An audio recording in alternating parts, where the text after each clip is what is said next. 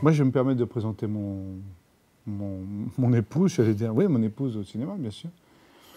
Eh bien, c'est la maman de Nicolas. C'est vraiment une femme d'intérieur comme pouvait l'être à l'époque, qui a donc qui est très bien, très élégante, vous avez remarqué, qui a une très jolie ligne, très élégante, très désirable.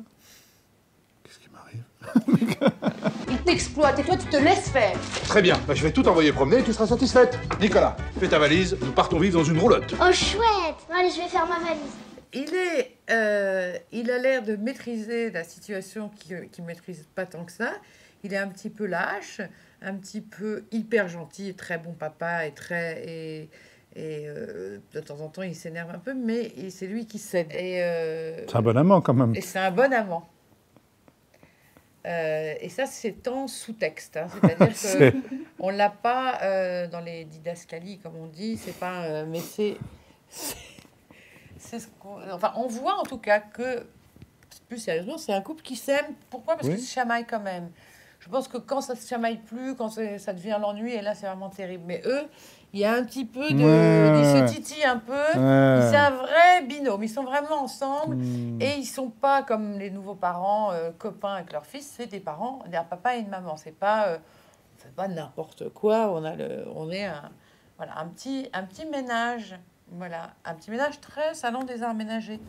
Avec son petit mixeur, une pub pour la famille française moderne.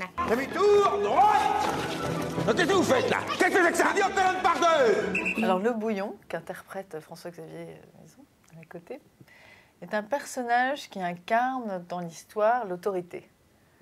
Et sans autorité, il n'y a pas les enfants et toute leur multitude de bêtises à faire. Racontez ce que vous ferez plus tard. Écoutez, moi je pense que la maîtresse, c'est la maîtresse que j'aurais rêvé avoir quand j'étais petit. Donc je serais probablement tombé éperdument amoureux. Qui m'aurait donc faire doubler, puisque je l'aurais regardé comme ça. C'est vrai que c'est une maîtresse tout en douceur, tout en émotivité, tout en sensibilité. Les voilà. Je veux que vous soyez exemplaire. Le premier qui rit aura la punition de sa vie. C'est bien compris? Le petit Nicolas mis en scène par Laurent Tirard, j'avais vu ces 2 films précédents, je me suis dit tiens, c'est bon signe que ce soit lui, je sais pas, ça sent bon. C'est vrai que le scénario était brillant, je trouvais ça drôle, je trouvais ça inventif, respectueux par rapport à l'œuvre initiale et tout, mais qui partait dans un truc, une histoire originale, mais qui tenait vachement la route. Et avec des personnages pour nous à jouer très subtilement écrits déjà, avec des petites caractéristiques très propres à chacun. Tout a vraiment concours à faire de cette adaptation des livres de Sampe Goscinny quelque chose de très bon goût. Voilà, la musique, les costumes, les décors. Et je trouve que Laurent Tirard a réussi à non pas faire une adaptation d'une multitude de dessins, mais d'adapter plein d'histoires, les mélanger et créer une histoire propre au film. Il est dans un chapeau. Il a secoué. Il est secoué. Et le petit Nicolas est apparu avec tous ses amis. Dites les gars, si c'est pour se battre et faire les guignols, c'est pas la peine de venir au terrain vague. On peut très bien faire ça à l'école. Moi, je pense qu'il y a une chose qu'on ne dit jamais assez, qui est très très importante dans ce film, c'est que on a tous un jour été un enfant. Et on n'en parle pas. Plus sérieusement, ce que je trouve la plupart du temps, quand on met en scène des enfants, c'est que c'est les enfants vus par les parents et sont très faux. C'est-à-dire que c'est très mièvre et c'est cucu. Or, les enfants ne sont jamais mièvres, ils ne sont jamais cucu. Ils sont bien plus durs et bien plus... Voilà, c'est violent, les enfants.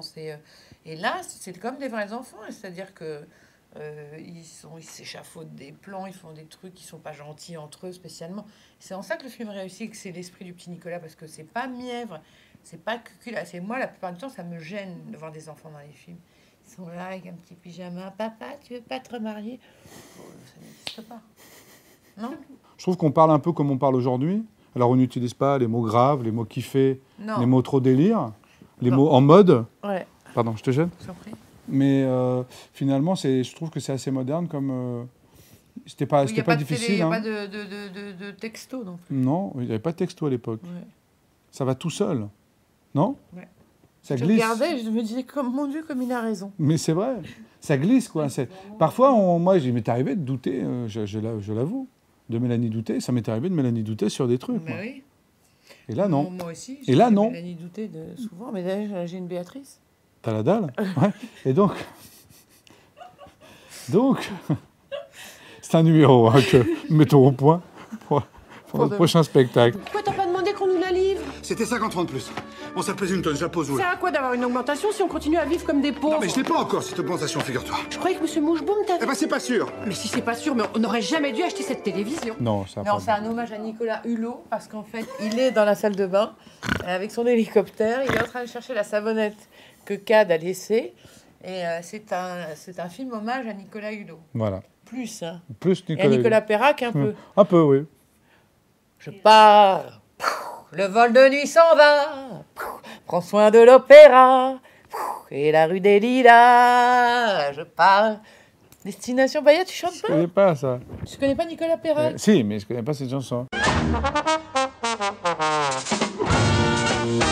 Moi, je connais So far away from LA, so far to go from Frisco, and a shadow. No one but a shadow.